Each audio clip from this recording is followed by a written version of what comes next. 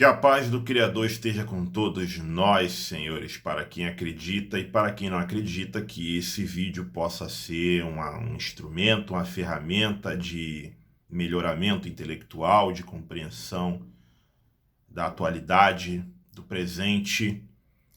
E para a gente entender um pouco o presente, nós temos que entender que o presente ele está enraizado no passado. O presente ele tem raízes históricas. Então, se não voltarmos lá atrás e analisarmos, a gente não vai entender as coisas como elas estão hoje, né? Esse vídeo é uma continuação do vídeo da trajetória do cristianismo. Ele vai ser a parte 2, a continuação. Eu vou falar um pouquinho da atualidade, da corrupção do MEC, que aí tem se evidenciado diante de nós outros hoje, e para muitas pessoas isso é um escândalo. Para mim não é escândalo algum, senhores, porque se nós buscarmos conhecimento da trajetória do cristianismo, da sua historicidade, nós vamos entender que a história se repete. Bom, no vídeo anterior eu tinha falado muito da igreja dos cristãos dos primeiros séculos, século I, século II, né, conhecido como igreja primitiva. Na verdade, senhores, muitos vão falar cristãos primitivos, mas eles eram considerados uma seita judaica que recebeu o apelido de cristão em Antioquia, segundo o registro que está lá em Atos, se não muito me engano, né? Em Antioquia foram pela primeira vez chamados de cristãos. Ali é um apelido, senhores. Esse nome cristão já precede muito aquele movimento. Mas, de fato, eles eram considerados uma seita que se originou no judaísmo. E o fato eles eram perseguidos, eles eram marginalizados, mas eles apostavam nas suas convicções, mesmo pagando isso com a própria vida, senhores. E era um movimento que foi inicialmente perseguido pelas autoridades judaicas, pelas elites judaicas, pelos sacerdotes judaicos, e ela se expandiu para o mundo greco-romano, para o mundo helenizado. E nesse mundo helenizado, mesmo contrariando os deuses mitológicos, mesmo contrariando as religiões politeístas do mundo greco-romano, a própria população, né, entendia que tudo de ruim que acontecia com ela era atribuído aos cristãos por não participarem dos seus cultos rituais aos deuses mitológicos que eles acreditavam. Então os próprios imperadores romanos, o início, o primeiro, o Nero, né, culpava os cristãos e, enfim, e ali começou uma violenta perseguição, inclusive Nero atribuindo aos cristãos o incêndio em Roma. E ali começou uma violenta perseguição que foi sucedida por 9 imperadores até o último e o maior de todos, Diocleciano Galério. A partir do imperador Constantino de Roma, você tem 3 fatos históricos que vai de fato transformar todo esse movimento, essa seita, né, essa comunidade, essa eclésia, né, que apostava tudo pela sua fé, né, pela sua crença, apostava a própria vida. Então esse movimento ele vai ser transformado numa religião oficial do Império Romano. Aí você vai ter 3 fatos históricos. Primeiro vai ser o Edito de Milão, isso eu já falei no último vídeo, 313, aonde não apenas a liberdade religiosa para os cristãos, mas para qualquer tipo de religião. Roma passa a ter liberdade religiosa para todo tipo de religião. Aí, 325, você vai ter o Concílio de Nicéia, da onde vai sair os principais dogmas cardeais do cristianismo. E em 380 você vai ter o Edito de Tessalônica, com o imperador Teodósio, colocando o cristianismo como a única religião oficial do Império Romano, e um cristianismo totalmente fundamentado no credo de Nicéia, ou no credo niceno. E você mais para frente, você também vai ter a canonização do Novo Testamento, se não muito me engano, 364, se não muito me engano, aqui depois tem que dar uma olhada aqui direitinho, mas se não muito me engano foi em 364 a canonização do Novo Testamento. E ali você tem, de fato, a Igreja Católica Romana como a principal instituição da Europa medieval. Ela vai ter poderes muito fortes, ela vai ser um aparelho ideológico, político, dominador, ela vai ter o poder de unificar todo o império, toda a Europa, por uma única religião, e ela vai desenvolver um papel de educação importantíssima em toda a Idade Média. Isso sem falar, senhores, no crescimento de riquezas materiais, no enriquecimento, ou na feudalização da igreja. A partir de muitos fiéis vão fazer doações para a igreja, principalmente em terras. E a igreja ela vai crescer muito em enriquecimento de terras. Só para termos uma ideia, um terço o que conhecemos hoje da atual Itália, um terço das terras da atual Itália pertencia à igreja, né? Então a igreja ela crescia materialmente com enriquecimento, fora a comercialização que ela praticava de venda de perdão, conhecido como venda das indulgências, venda dos cargos sacerdotais como a simonia, enfim, a igreja ela passa a se corromper e ela vai cada vez mais, o seu clero passa a se corromper e cada vez mais ela vai crescendo em corrupção. E também ela nessa trajetória do catolicismo ela vai sofrer uma coisa chamada cisma do Oriente, que é o surgimento da igreja ortodoxa, que por divergências teológicas a igreja de Constantinopla ela vai se separar da igreja de Roma. Então você vai ter já aí uma divisão, uma facção, porque o cristianismo católico medieval é entendido como uma poderosa arma política, senhores. Um aparelho ideológico político muito poderoso que legitimava imperadores, legitimava reis, enfim, controlava a mente das pessoas. A igreja, ela de fato, ela passa a se corromper em níveis cada vez mais elevados, como eu falei aqui, a venda das indulgências, o comércio dos cargos, conhecido como simonia, a feudalização da igreja, clérigos ou sacerdotes se envolvendo em casos sexuais com membros da própria congregação. E tudo isso, senhores, vai fazendo a instituição ela perder a sua credibilidade. Você começa a ter protestos, você começa a ter pessoas protestando contra toda essa corrupção, esse desvio. Outro fator também, o desvio teológico da igreja também. Você vai começar a ter pré-reformadores, né? Por exemplo, se não muito me engano, no século XI você vai ter movimento como os valdenses, né?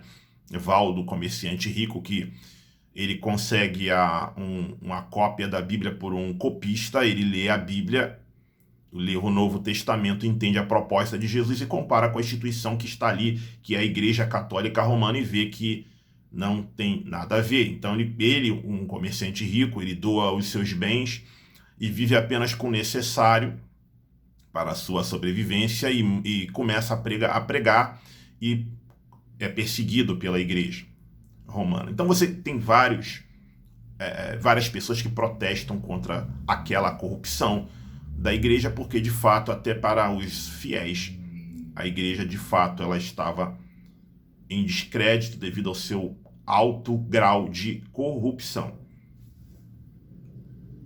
Então, continuando aqui, senhores, você vai ter na pessoa de Martim Lutero um questionamento da Igreja Católica com as suas 95 teses, né?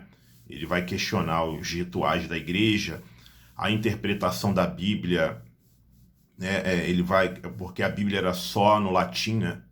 A Bíblia era interpretada apenas no latim, falada apenas no latim. Ele vai questionar isso também, ele vai pregar a tradução da Bíblia para qualquer idioma, o questionamento do culto aos santos e as relíquias, como eu falei aqui, o comércio do perdão, a indulgência e a questão da fé, que só a fé salva e não a caridade. Tudo isso vai ser questionado pelo Lutero com as suas 95 teses. Esse movimento protestante, de fato, ele vai ser um movimento forte, que vai, de fato, impactar muitas nações, né? O luteranismo, ele brota na Alemanha, ele se origina na Alemanha, mas ele vai atingir países como Inglaterra, Suíça, enfim, Estados Unidos. Você vai ver, por exemplo, o luteranismo na Alemanha, o anglicanismo na Inglaterra, que dali vai vir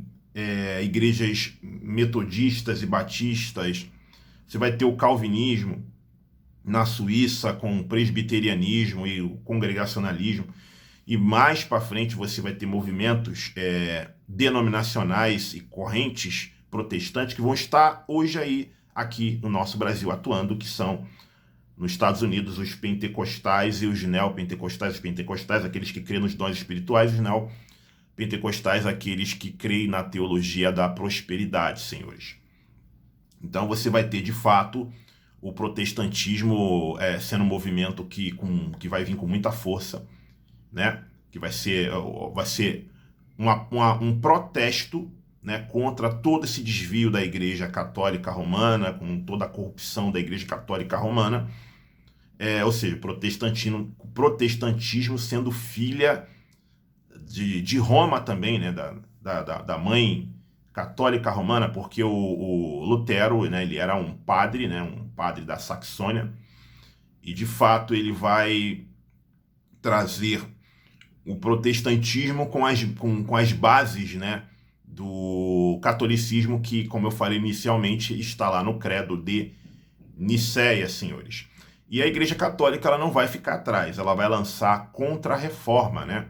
Ela vai perceber que ela vai começar a perder muitos fiéis, e ela vai se preocupar em recuperar esses fiéis. Não apenas isso, né? Ela entende que o protestantismo é uma ameaça, porque ele está tendo um avanço, ele está avançando, né? Então eles bolam alguns métodos para recuperar os fiéis perdidos, mas não só recuperar os fiéis perdidos. Eles também começam a pensar em novas formas de evangelizar terras conquistadas em outros continentes, quando as nações europeias passam a sair pelo mundo afora, colonizando outros territórios, né? Eles vão estabelecer novas ordens religiosas, reestruturar ordens antigas dentro da religião. Dentre elas, que vai se destacar e que vai ter uma relação com nós brasileiros, nós outros hoje, são a Companhia de Jesus, conhecido como os jesuítas, né?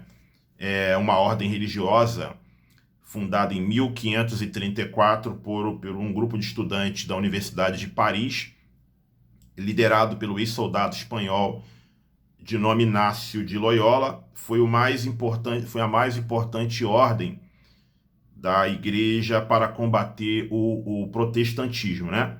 Então eles vão exercer papéis fundamentais nas colônias, como a catequese e a educação, né? Vai ser uma poderosa arma da Igreja Católica nessa Contra-Reforma. Tanto é verdade que vai ter lá o Concílio de Trento. O tema lá vai ser, de fato, estratégias para conter esse avanço do protestantismo. E a outra arma que a igreja vai lançar vai ser o Tribunal do Santo Ofício, ou a Santa Inquisição. Bom, a Santa Inquisição era um método que a Igreja Católica julgava as pessoas que considerava hereges, né?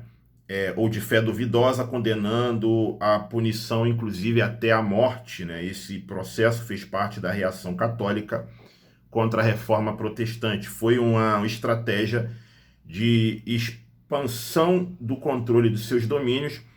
O Tribunal do Santo Ofício era uma instituição responsável pelo julgamento e a atribuição de sentenças.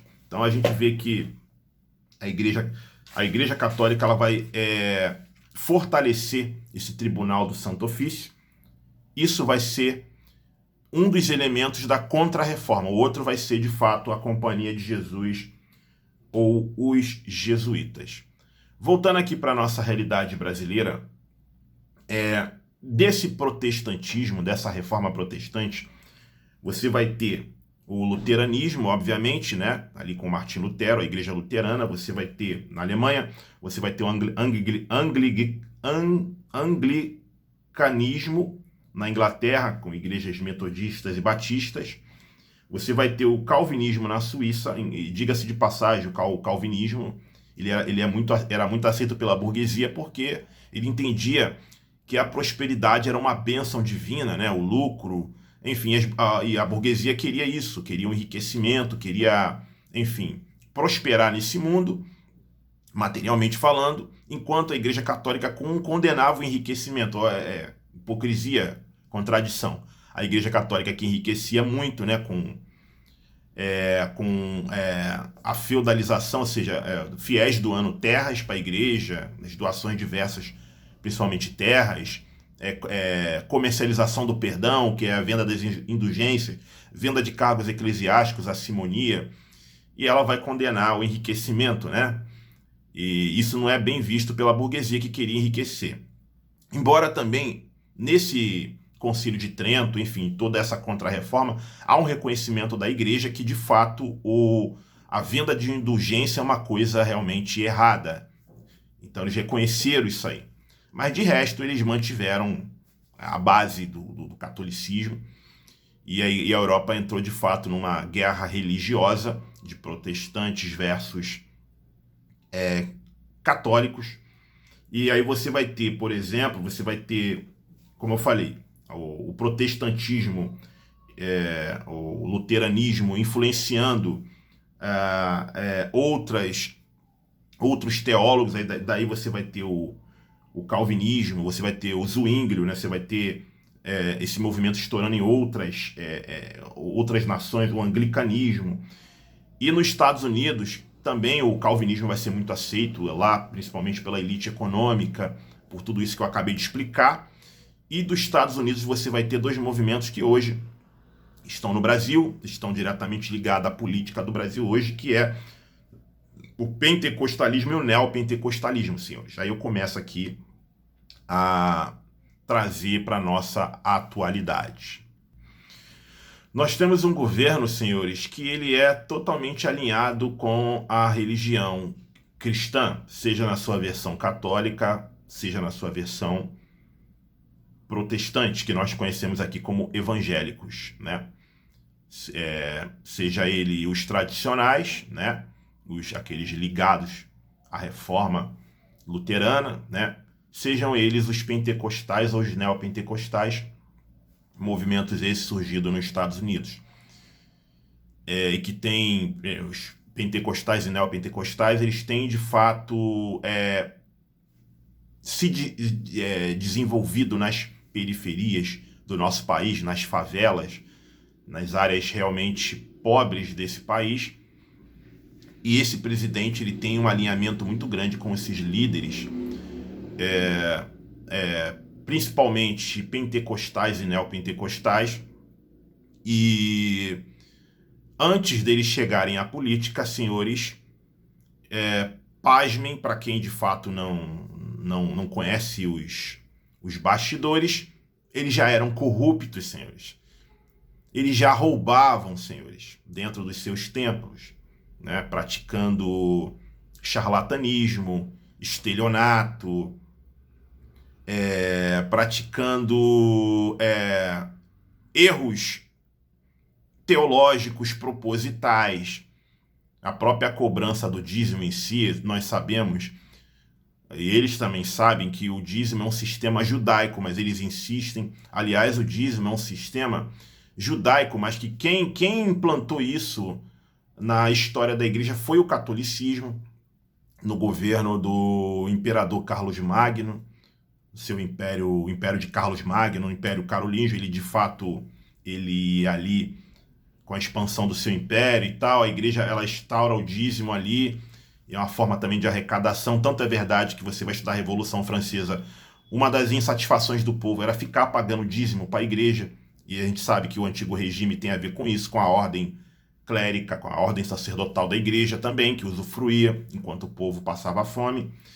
O fato é, senhores, esse governo ele tem um vínculo muito grande com o cristianismo, seja na sua versão católica, seja na sua versão protestante, que conhecemos como evangélica, mas tem um alinhamento maior com os líderes pentecostais e neopentecostais, que de fato têm se evidenciado aí ser dentre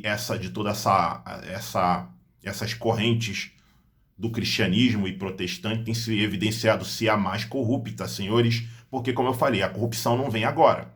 A corrupção já era praticada nos seus templos, com a capa religiosa, né? Deus, pátria, família, esse discurso religioso, né? Vai esconder muita corrupção, muita coisa podre lá dentro, senhores, de tudo que você pode imaginar na natureza humana, você vai encontrar nesses homens, mas eles vão usar a capa religiosa de Deus, pátria e família, e o presidente também tem embarcado nessa. Eu até consegui entender que esses líderes religiosos, eles são até uma ameaça maior do que o próprio presidente, por incrível que pareça. Porque os templos hoje têm se tornado verdadeiros currais eleitorais e a prática do clientelismo realmente está aí diante dos nossos olhos. O toma lá da cá, né, senhores? O político chega lá oferecendo tudo, né, e em troca dos votos. E isso que de fato explica, por exemplo, todo esse escândalo que temos visto aí no MEC, né, com propinas em barras de ouro, senhores, que a Polícia Federal acabou prendendo vários pastores. Também isso tem a ver também com o povo lá dentro também que não gosta de estudar, né? Eu passei lá dentro, fui professor de teologia e de fato o povo pentecostal e neopentecostal é um povo que não gosta de estudar, é um povo intelectualmente preguiçoso, eles gostam de eventos, de convenções, de congressos, mas de estudar que é bom, nada. Então facilita o trabalho desses líderes corruptos e hoje o Brasil ele tem evidenciado esses líderes religiosos pentecostais e neopentecostais levando a sua corrupção para o ambiente político. Senhores, esse governo ele tem se evidenciado ser um governo corrupto, ele tem assumido isso. Quando ele fala de sigilo de 100 anos, né? Enfim, nos seus gastos, nas suas ações particular no que se refere à república, né? As coisas públicas, ele tem um sigilo de 100 anos, né? Então, institucionalmente, é um governo corrupto. Por quê? Porque não tem transparência, e a transparência é o que alimenta a democracia. Isso nós podemos evidenciar, senhores. Então, senhores, a gente vê esse escândalo aí do MEC surgir num período em que o país tem altos índices de fome, ou seja, mais de 30 milhões de pessoas passando fome, insegurança alimentar, alta na inflação, alta nos juros, desempregos, e enquanto isso vemos aí os pastores e o presidente praticando um toma lá da cá. É um toma lá da cá, sim, senhores. É o que está diante dos nossos olhos. E eu digo mais para os senhores: esses homens são ateus. Esses líderes pentecostais e neopentecostais são ateus. Por quê? Porque eles pregam sobre a vinda de Jesus. Eles falam que Jesus virá buscar os justos. Eles falam que o céu é lugar para os justos. Eles dizem que o inferno é lugar para os ímpios. E principalmente quando o cara é um gay ou quando não é um religioso. É para lá que é o lugar é para lá que o inferno é reservado para esses. Agora, para um líder pentecostal, neopentecostal, que está envolvido em propina de dinheiro público, ninguém fala nada.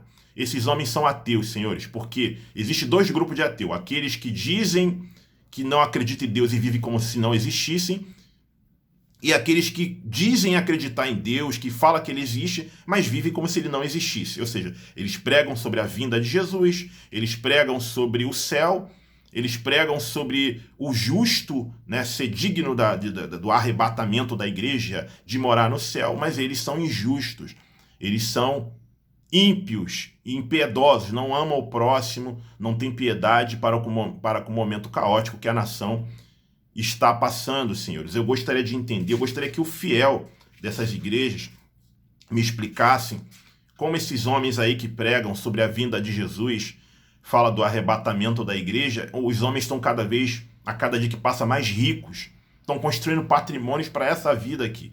Se eles falam tanto de uma vida vindoura, na igreja primitiva não era assim, senhores. A igreja da Bíblia não era assim. Eles falavam de uma vida vindoura e eles não se importavam com a perseguição do Estado romano, que confiscava os seus bens e tirava até as suas próprias vidas. Eles não tinham a sua vida por demais preciosa.